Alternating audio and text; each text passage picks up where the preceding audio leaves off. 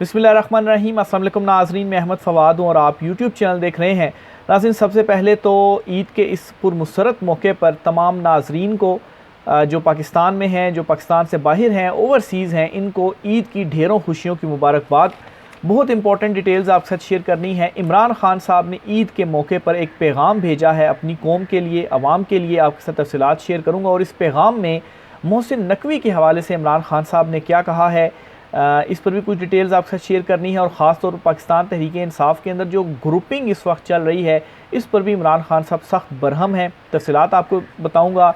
दूसरे नंबर पर नाज़रीन, ये जो मौजूदा हुकूमत है इस वक्त बड़ी तेज़ी में है, बड़ी जल्दी में है कि किसी तरीके से chief justice Lahore high court जो हैं उन्हें जल्दी जल्दी बतौर chief justice Lahore high court हटाया जाए, सुप्रीम कोर्ट लाया जाए, या कोई रेफरेंस वगैरह उनके ख़िलाफ़ या शिकायतें वगैरह जो उनके ख़िलाफ़ सुप्रीम कोर्ट में आ रही हैं। लेकिन दूसरी तरफ chief justice Lahore high court की जानिब से भी कुछ हंगामी जो इक़दामात हैं वो उठा लिए गए हैं और इन इक़दामात के बाद हुकूमत ने ख़ुद को मज़ीद फंसा लिया है। मरीम नवाज़ पर जो तलवार है मोतली की, रुकनीत मोतली की, वो लटक चुकी है। ईद इनकी इस मरतबा जो है वो खट्टी हो गई है। कुछ तफसीलात आपके साथ शेयर करनी है। और आखिर में नाज़रीन, अडयाला जेल में इमरान खान कप्तान जिंदाबाद के जो नारे हैं वो ईद के मौके पर लगे हैं। क्या हो रहा है अडयाला जेल, इस पर भी कुछ तफसीलात आपके साथ में शेयर करूँगा। सबसे पहले तो नाज़रीन आपको बताता चलूँ जी कि ईद के बाद 20 तारीख को, यानी कि ईद के फ़ौरी बाद 17, 18 और 19 3 दिन ईद होगी। और ईद के फ़ौरी बाद 20 जून को दो बड़े इम्पॉर्टेंट केसेस हैं जो कि समात के लिए मुकर्रर हो चुके हैं। और chief justice Lahore high court जो हैं, जिस तरीके से उन्होंने जस्टिस शाहिद करीम साहब का ट्रिब्यूनल वाला फ़ैसला था, उस फैसले के ऊपर इम्प्लीमेंट करते हुए नोटिफिकेशन जारी किए और ट्रिब्यूनल्स को तैनात किया। इसी तरीके से जो कुछ केसेस हैं अहम, वो भी उन्होंने मुकर्रर कर दिए हैं और ट्रिब्यूनल्स में भी जो केसेस हैं वो मुकर्रर कर दिए हैं। एक तरफ तो इलेक्शन कमीशन ऑफ पाकिस्तान ये कहता है कि जो भी ट्रिब्यूनल्स होंगे हम उनमें अपने नुमाइंदे ही नहीं भेजेंगे, और सुप्रीम कोर्ट ऑफ पाकिस्तान में भी उसने दरख्वास्त दायर कर दी है। लेकिन सुप्रीम कोर्ट में अभी इस पर कोई पेशरफ नहीं हुई। लाहौर हाई कोर्ट में क्या हुआ है जी, ट्रिब्यूनल्स ने दरखास्तों को समात के लिए मुकर्रर कर लिया है 20 जून को। और सबसे बड़ी खबर ये है कि मरीम नवाज़ के अगेंस्ट जो दरख्वास्त थी जी NA 159, क्योंकि इसी हल्के से PP 159, क्योंकि बाकी सीटें तो उन्होंने छोड़ दी थी, तो PP 159 की सीट की बुनियाद पर ही वो इस वक्त चुनतखिब वज़ीर आला बनी बैठी हैं। इसका केस समात के लिए मुकर्रर हो चुका है 20 जून को। और महर शराफत का ये हल्का है। महर शराफत के पास तमाम फॉर्म 45 मौजूद हैं और तमाम सबूत मौजूद हैं। उनका ये कहना है कि फॉर्म 45 के तहत मरीम नवाज़ ये हल्का हारी हुई है और महर शराफत ये जो हल्का है वो जीते हुए हैं। लेकिन उसके बाद इलेक्शन कमीशन ऑफ पाकिस्तान ने जो फॉर्म 47 जारी किया उसमें मरीम नवाज़ को विनर डिक्लेयर कर दिया। और जो ट्रिब्यूनल बनाया गया है इसमें जस्टिस सुल्तान हैं, उनका पूरा जो नाम है जस्टिस सुल्तान तनवीर, ये इस ट्रिब्यूनल में समात करने जा रहे हैं। और मरीम नवाज़ का ये जो हल्का है वो खुल चुका है। और यूँ जो नाअहली की तलवार कहें या आप कहें कि रुकनीत मोतली की जो तलवार है वो इस वक्त मरीम नवाज़ पर लटक चुकी है। और यही रीज़न थी कि ये लोग चाहते थे जी कि अपनी मर्ज़ी के कोई रिटायर्ड जजेस हों वो तैनात कर दिए जाएं और फिर उसके बाद ये जो मामला है वो 2-3 साल, 4 साल, 5 साल चलता रहे और कोई फ़ैसले इसके ऊपर ना आए। लेकिन chief justice Lahore high court ने ये स्टेप उठाया और जो ट्रिब्यूनल्स हैं वो तैनात कर दिए हैं। और अब इन ट्रिब्यूनल्स ने ईद के फ़ौरी बाद पहला जो दिन होगा वर्किंग, इसमें ये केस समात के लिए मुकर्रर हो चुका है। फिर इसी तरीके से जी एक और बड़ा इंपॉर्टेंट मामला है रिटायर्ड जजेस की ट्रिब्यूनल्स में तैनाती का। इस पर भी इलेक्शन कमीशन ऑफ पाकिस्तान ने जो फ़ैसला एक इजलास में डिस्कशन की थी कि हम अपने नुमाइंदे ही ट्रिब्यूनल्स में नहीं भेजेंगे, क्योंकि ऑर्डिनेंस के मुताबिक तो हमने रिटायर्ड जजों को लगाना है। और chief justice Lahore high court ने जो नाम दिए थे उन नामों पर तो वो इम्प्लीमेंट नहीं कर रहे थे।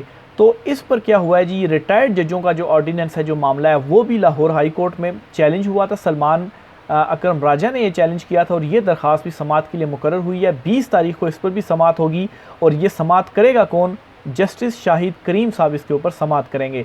जस्टिस शाहिद करीम साहब वही जज हैं जिन्होंने ये जो ट्रिब्यूनल वाला फ़ैसला था वो दिया था और कहा था कि जो chief justice Lahore high court ने नाम दिए वही ट्रिब्यूनल तैनात किए जाएँ और इलेक्शन कमीशन अगर नोटिफाई नहीं भी करता तो 7 दिन का वक्त है, 7 दिन के बाद ये ऑटोमेटिकली तैनात तस्वुर किए जाएंगे और इनका जो नोटिफिकेशन है वो जारी किया जाए और रजिस्ट्रार जो लाहौर हाई कोर्ट होगा वो इनके पास जो मुकदमे हैं ट्रिब्यूनल के लिए कि वो समाअत के लिए भी मुकर्रर करे। तो उसी फैसले के नतीजे में ये मरियम नवाज़ का जो हल्का है ये समाअत के लिए इस पर मुकर्रर हुआ है और इसके साथ 20 जून को ये केस भी समाअत के लिए मुकर्रर है। और बहुत इंपॉर्टेंट ये 2 डेवलपमेंट्स हैं जो कि ज़ाहिर सी बात है ईद का भी मौका है, तो कुर्बानी और दीगर चीज़ों के हवाले से जो चीज़ें हैं वो रिपोर्ट हो रही हैं। तो ये बहुत इंपॉर्टेंट मामलात हैं जो कि 20 जून को अब सुने जा रहे हैं। एक तो ये नाज़रीन ख़बर हो गई। दूसरे नंबर पर पाकिस्तान तहरीक इंसाफ के हवाले से कुछ चीज़ें जो है मैंने आपसे शेयर करनी थी जी। पाकिस्तान तहरीक इंसाफ ने इस मंसूबे के ऊपर वो डिस्कशन कर रहे थे कि जो चांद रात है और जो ईद की नमाज़ है ये दोनों मौक़ों पर वो अडयाला जेल जाएं, यानी कि चांद रात वाले दिन वो जेल जाएं, अडयाला जेल के बाहर एहतजाज करें इमरान खान की रिहाई के लिए।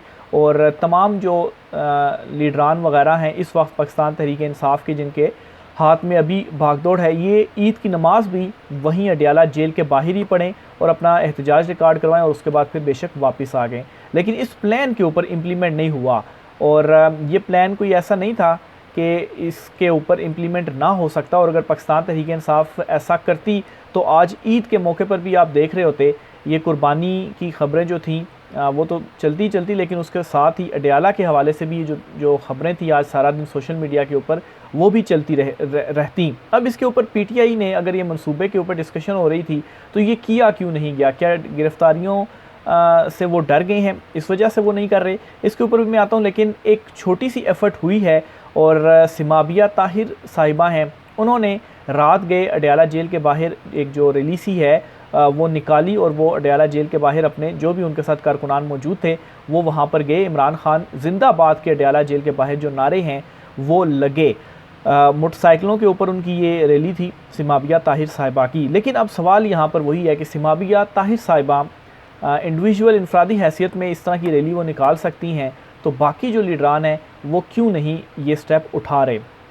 तो एक तो चीज़ क्लियर है कि पाकिस्तान तहरीक इंसाफ के अंदर इमरान खान चूँकि इस वक्त जेल में है तो जो ग्रुपिंग है वो आहिस्ता आहिस्ता मज़ीद क्लियर होती जा रही है और बहुत ज़्यादा ग्रुपिंग इस वक्त हो चुकी है। और इसमें बहुत सारे ऐसे भी लोग हैं जो पीठ में छुरा घोंपने वाले हैं, उनके ऊपर बहुत सारे सवालात भी हैं। अली अमीन गंडापुर के ऊपर सवालात उठ चुके हैं, इससे पहले रऊफ़ हसन साहब के ऊपर सवालात थे, लेकिन उनके ऊपर जब अटैक हुआ तो उन्होंने काफ़ी सिंपतीज़ जो थी वो गेन की। फिर इसके अलावा पाकिस्तान तहरीक इंसाफ इमरान खान साहब की जो कानूनी टीम है और उनके जो हेड हैं हामिद खान साहब, उनके ऊपर सवालात हैं कि एक तरफ वो सेनेटर भी बन गए पीटीआई से और दूसरी तरफ वो चीफ जस्टिस काजी फैज़ ईसा के साथ भी बिगाड़ना नहीं चाहते। बैरिस्टर अली ज़फ़र है वो कहाँ पर है, क्यों उस तरह से कानूनी महाज पर चीज़ों को नहीं उठाया जा रहा? तो ये बहुत सारी तफसीलात सामने आ रही हैं, जिसके बाद जो ग्रुपिंग का एक एलिमेंट था वो मज़ीद पुख्ता हुआ कि वाकई जो ग्रुपिंग है वो है। और इस पर इमरान खान साहब ने भी सख्त बरहमी का इजहार किया है अडयाला जेल से और उन्होंने कहा है कि ये जो ग्रुपिंग है इससे ख़त्म किया जाए। इस वक्त पाकिस्तान की ज़िंदगी और मौत का मसला है और आप लोग ये ग्रुपिंग करके बैठे हुए हैं। लेकिन मेरे ख्याल से ये ग्रुपिंग तब तक रहेगी जब तक इमरान खान ख़ुद बाहर नहीं आ जाते और ख़ुद आकर जब अहकामात जारी नहीं करते या उनके कहने से चीज़ें नहीं होती, तो तब तक ये ग्रुपिंग रहेगी, क्योंकि हर कोई इस वक्त अपनी ही सुना रहा है। तो इमरान खान जब होंगे तो फिर तो इमरान खान ने जो कहना है वही चीज़ें आगे इन्होंने करनी, और इसी वजह से इनको डर भी लगा हुआ है कि अगर इमरान खान बाहर आ जाता है तो फिर तो जलसे भी होंगे, जुलूस भी होंगे और इमरान खान तो कॉल देगा। तो अभी अगर इमरान खान कॉल देता भी है तो लीडरान जो हैं वो पीछे हो जाते हैं शायद गिरफ्तारियों के डर से बहुत सारे। अभी देखें ना, ये अगर डिस्कशन की जा रही थी, अगर एहतजाज हो जाता, आपने सिर्फ चांद रात को जाना था, ईद से एक दिन पहले रात को थोड़ा सा एहतजाज रिकॉर्ड कराना था, वापस आ जाना था, ईद की नमाज़ वहाँ पे अदा करनी थी, वापस आ जाना था, लेकिन एक अच्छी जो एक्टिविटी थी वो हो जाती और इमरान खान साहब के हवाले से भी आप जो चीज़ें थी वो हाईलाइट कर सकते थे, लेकिन ये नहीं की गई। तो बहरहाल इन पे इमरान खान साहब ने बरहमी का भी इजहार किया है और ये पैगाम दिया है कि इस ग्रुपिंग को ख़त्म किया जाए। तो देखें अब ईद के बाद ये कहाँ पर जो चीज़ें हैं वो जाती हैं, क्योंकि अदालतों में जो इमरान खान साहब के केसेस हैं उनमें तो इमरान खान साहब बहुत जल्द बरी होने जा रहे हैं। अब मुद्दा यही है कि इमरान खान साहब कब वापस जेल से उनकी रिहाई होती है, और एक मरतबा इमरान खान साहब की जेल से रिहाई हो जाए तो फिर उनको अरेस्ट करना इतना आसान नहीं होगा, क्योंकि 8 फरवरी से पहले और बाद की जो अदलिया है उसमें बड़ा फ़र्क भी है और जो हालात हैं वो भी बहुत ज़्यादा तब्दील हुए हैं। इमरान खान साहब ने जो पैगाम दिया है इस पर भी कुछ तफसीलात आपसे शेयर करते हैं जी। ईद के मौके पर इमरान खान साहब ने पैगाम दिया है। एक तो खान साहब ने ये कह दिया है कि आपने घबराना नहीं है, मैं आपके साथ हूँ, आपने आखिरी बॉल तक जो मुकाबला है वो करना है। दूसरे नंबर पर इमरान खान साहब ने ये पैगाम दिया है जी कि मैं कहीं पर भी नहीं जा रहा, मैंने यहीं पर ही रहना है, मेरा जीना मरना यहीं पर है। तो इसलिए जो बातें कर रहे हैं ना कि इमरान खान को हम इतने साल रख देंगे और शायद डराने की कोशिश कर रहे हैं, तो इमरान खान साहब ने खैर अभी जितना प्रेशर हैंडल किया है ये चीज़ें तो उसके सामने अभी कुछ भी नहीं है। तो अभी जो इमरान खान साहब ने प्रेशर हैंडल किया है, एक चीज़ तो सबको पता चल गई है कि हैंडलर्स को भी और माफिया को भी, कि इमरान खान मजबूत असाब का मालिक है और इमरान खान अपने असूलों के ऊपर डटा हुआ है, किसी किस्म की कोई डील ये नहीं करेगा। तो एक तो ये इमरान खान साहब का पैगाम हो गया। फिर इसके अलावा मोहसिन नकवी साहब के हवाले से भी कहा गया जी कि जो मोहसिन नकवी हैं उनको फ्रंट मैन करार दिया गया कि आसिफ जरदारी के फ्रंट मैन हैं, और आसिफ जरदारी तो इनको कहता है जी कि ये मेरा बेटा है और आसिफ जरदारी मिस्टर 10% है। फिर ये भी कहा गया जी कि तमाम जो इदारे हैं वो इस वक्त तबाह किए जा रहे हैं। क्रिकेट के हवाले से एग्जांपल दी कि देखें मोहसिन नकवी वज़ीर दाखिला भी बना बैठा हुआ है और दूसरा चेयरमैन पीसी भी बना हुआ है, और क्रिकेट की जो सूरत हाल है वो देख लें कि आप पहले मरहले में ही आप बाहर हो गई आपकी टीम। सुपर 8 के लिए भी आप क्वालिफाई नहीं कर सके, और सुपर 8 के लिए किन किन टीमों ने क्वालिफाई कर लिया? यूएसए ने क्वालिफाई कर लिया, बांग्लादेश ने क्वालिफाई कर लिया, अफ़गानिस्तान ने क्वालिफाई कर लिया, लेकिन आप लोग जो हैं वो क्वालिफाई नहीं कर सके। तो जो टीम भी हमारी खेली इसमें भी लग रहा था कि साफ ग्रुपिंग टीम के अंदर भी नज़र आ रही थी, और जो डिसीजंस थे वो पीसीबी के ही डिसीजंस थे जिसकी वजह से ये ग्रुपिंग नज़र आई। क्योंकि आप पहले अगर बाबर आजम को कप्तान बनाते हैं, फिर उनको कप्तानी से हटाकर शाहीन अफरीदी को बनाते हैं, और मेरे ख्याल से महीना भी नहीं गुजरा शाहीन अफरीदी को कप्तानी से हटा के आप बाबर आजम को कप्तान बना देते हैं, और शाहीन अफरीदी ने कप्तानी एक्सेप्ट भी कर ली थी। तो फिर उस पर आपका वैसे ही नफसाती तौर पर जो है वो असर होता है।